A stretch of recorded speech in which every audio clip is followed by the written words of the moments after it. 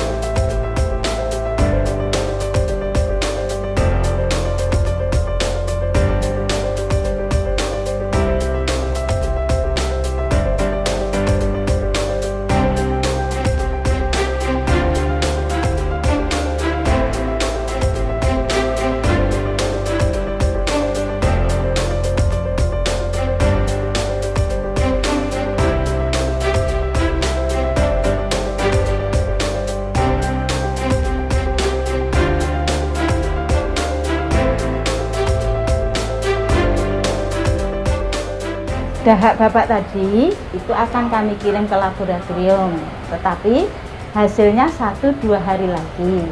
Untuk menunggu hasil dahak tadi, Bapak pulang dulu, tetapi selama di rumah, Bapak harus minum obat yang dari puskesmas dan harus selalu menggunakan masker.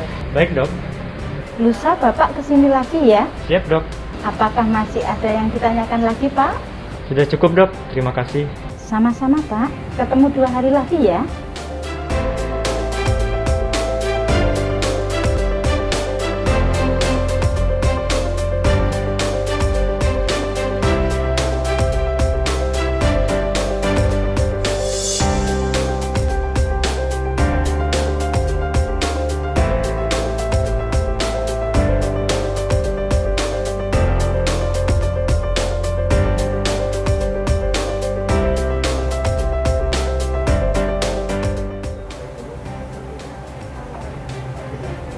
masuk.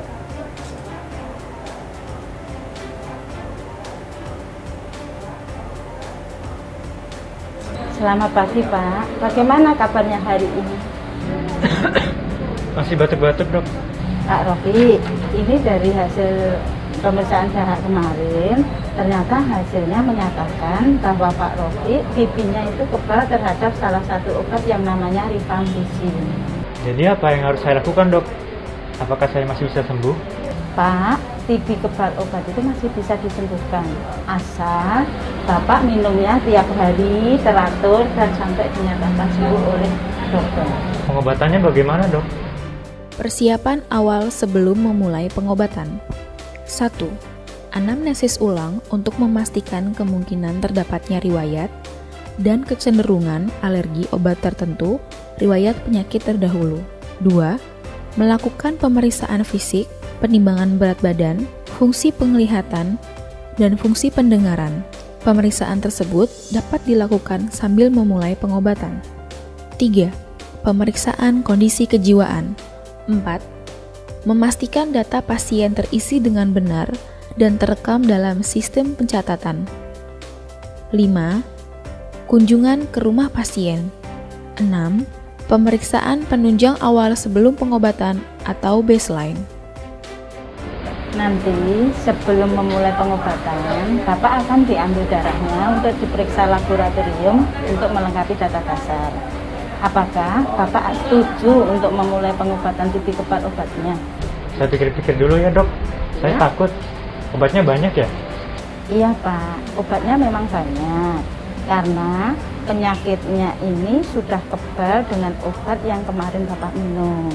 Nah, obat ini untuk menjaga agar Bapak tidak lebih parah atau tidak menularkan kepada keluarga.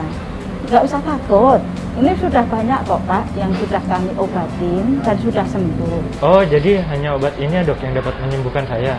Benar Pak, sebelum pengobatan nanti saya akan menjelaskan satu persatu obat yang saya berikan ke Bapak. Ini Pak, ini obat yang nanti diminum Bapak itu lamanya kan lumayan lama, 20-24 bulan. Itu terdiri dari dua tahap. Tahap pertama itu ada suntikannya. Dan lama suntikannya ini lumayan 8 bulan. Dan selanjutnya akan dilanjutkan sampai 20-24 bulan. Bapak nggak usah takut. Nanti selama pengobatan petugas kami akan menemani Bapak, dan kalau ada keluhan apa nanti bilang ke petugas kami. Ah, lama sekali, Dok. Betul Pak, karena kuman di tubuh Bapak itu kan sudah kebal, sehingga kita perlu untuk memastikan kumannya itu mati dan Bapak sembuh. Lama pengobatan TB. 1. Pasien baru atau belum pernah pengobatan TB resisten obat. Tahap awal minimal 8 bulan dan tahap lanjutan 12-14 bulan. Lama pengobatan minimal 20 bulan. 2. Pengobatan paduan OAT jangka pendek. Tahap awal 4-6 bulan dan tahap lanjutan 5 bulan. Lama pengobatan 9-11 bulan. 3. Pasien yang sudah pernah diobati TB resisten obat. Tahap awal minimal 12 bulan dan tahap lanjutan 12 bulan. Lama pengobatan minimal 24 bulan. Obat disediakan gratis oleh program. Cara pemberian obat. Tahap awal 1. Suntikan 5 kali seminggu, Senin sampai Jumat. 2. Obat per oral 7 kali seminggu, Senin sampai Minggu. 3. Untuk paduan OAT standar konvensional, jumlah obat oral yang diberikan dan ditelan minimal 224 dosis dan suntikan minimal 160 dosis. 4. Untuk paduan OAT standar jangka pendek, jumlah obat oral yang diberikan dan ditelan minimal 112 dosis dan suntikan minimal 80 dosis. Tahap lanjutan. 1. Obat per oral 7 kali dalam seminggu, Senin sampai Minggu.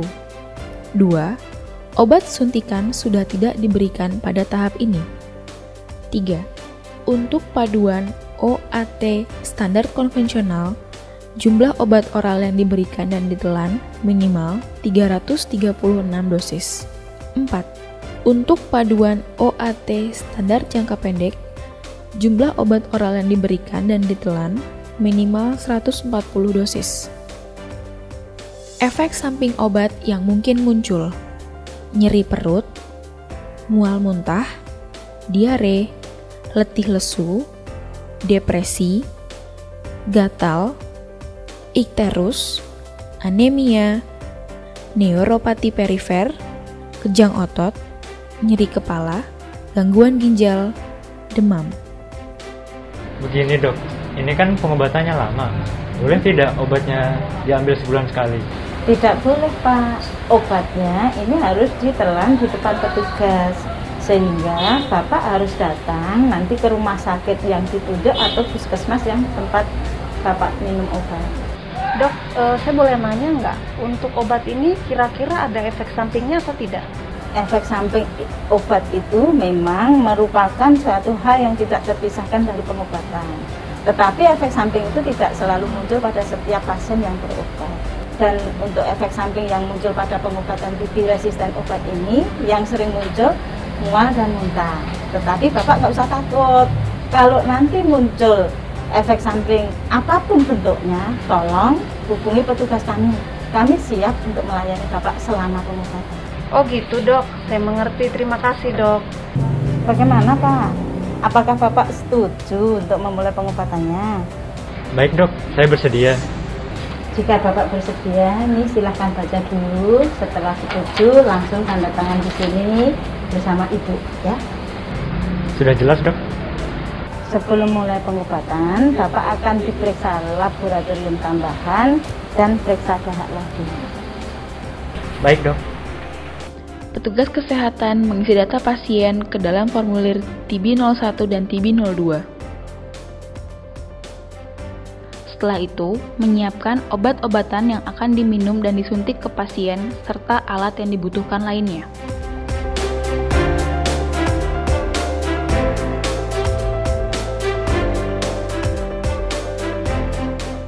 Sekarang Bapak suntik dulu ya.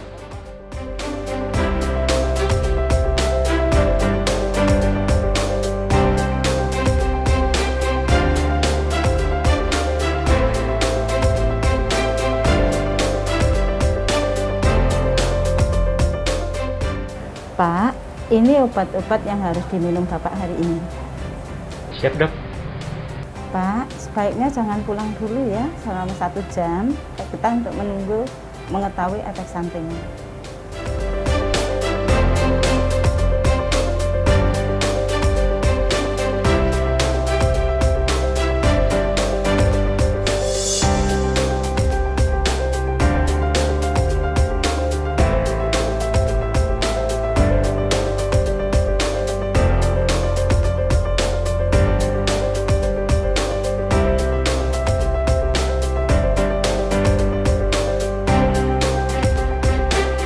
Bagaimana Pak? Adakah efek samping, adakah keluhan yang Bapak rasakan? Apabila pasien tidak memiliki keluhan, maka pasien dapat dipersilahkan pulang dengan membawa buku TB 02 MDR yang telah berisi jadwal pengobatan pasien. Namun, apabila ada keluhan efek samping obat, maka petugas kesehatan menata laksana efek samping obat yang sesuai serta memberikan edukasi kepada pasien.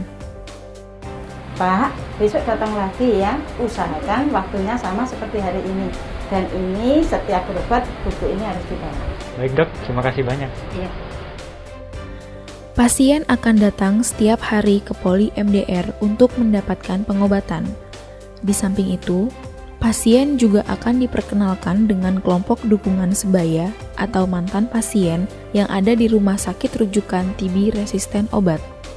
Pasien juga ditawarkan untuk melanjutkan pengobatan atau desentralisasi ke fasilitas pelayanan kesehatan satelit yang dekat dengan tempat tinggal pasien. Proses lengkap desentralisasi pasien dapat dibaca pada buku modul pelatihan. Apabila pasien tidak datang untuk berobat pada waktu yang telah disepakati, maka petugas kesehatan segera menghubungi pasien atau keluarga pasien. Apabila pasien atau keluarga pasien tidak dapat dihubungi, maka langkah pelacakan yang harus dilakukan adalah sebagai berikut. 1. Petugas kesehatan menghubungi wasor Dinas Kesehatan Kabupaten atau Kota sesuai domisili pasien. 2. Wasor Dinas Kesehatan Kabupaten atau Kota menghubungi petugas puskesmas di wilayah tempat tinggal pasien. 3. Petugas puskesmas melakukan pelacakan ke rumah pasien untuk menanyakan alasan pasien tidak datang berobat dan melakukan edukasi. 4.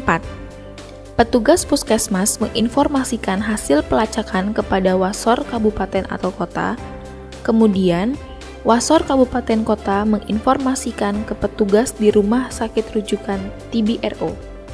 Pak, kenapa kemarin tidak datang? Apa ada halangan atau Bapak sakit lagi? Iya dok, kemarin saya ada pekerjaan yang tidak bisa ditinggal, jadi tidak bisa datang ke sini. Pak, dari awal kan sudah saya jelaskan bahwa Bapak harus datang tiap hari minum obat. Karena kalau tidak rutin minum obatnya, nanti bisa kebal dan bisa menularkan ke anggota keluarga yang lain. Oh begitu ya dok. Terus kalau saya tidak bisa datang minum obat pagi hari, bagaimana? Bila Bapak datang terlambat atau poli sudah tutup, tolong kami diberitahu. Obatnya akan saya titipkan dirawat inap. Jadi Bapak akan minum terus. Baik dok, terima kasih atas informasinya. Selama menjalani pengobatan, pasien TB resisten obat harus dipantau secara rutin untuk menilai kemajuan terhadap pengobatan yang diberikan dan mengidentifikasi efek samping obat. Pada tahap intensif, pasien diminta datang setiap bulan untuk dilakukan pemeriksaan klinis dan diharuskan mengumpulkan dahak. Pada tahap lanjutan, pemeriksaan akan dilakukan setiap 2 bulan sekali. Untuk pemeriksaan dahak, pasien akan mengumpulkan dahak di Poliklinik TB MDR, dan untuk membatasi transmisi penyakit dari pasien, maka petugas poli yang akan mengantarkan dahak ke laboratorium. Secara lebih rinci, jenis-jenis pemantauan yang perlu dilakukan dapat dibaca pada buku modul pelatihan. Selamat ya Pak, hari ini Bapak telah dinyatakan sembuh dari pengobatan karena dari hasil monitoring dahak yang kita periksa pada bulan kemarin itu hasilnya negatif, sehingga kumannya sudah nggak ada dan mati, dan hari ini dinyatakan sembuh. Dan ini untuk penghargaan Bapak saya kasih sertifikat, ini menandakan Bapak telah lulus pengobatan selama 20 bulan dan semoga Bapak menjadi contoh untuk pasien yang lain. Alhamdulillah, terima kasih banyak dok. Sama-sama Pak, semua ini berkat semangat dan kepatuhan Bapak dalam menjalani pengobatan selama 2 tahun.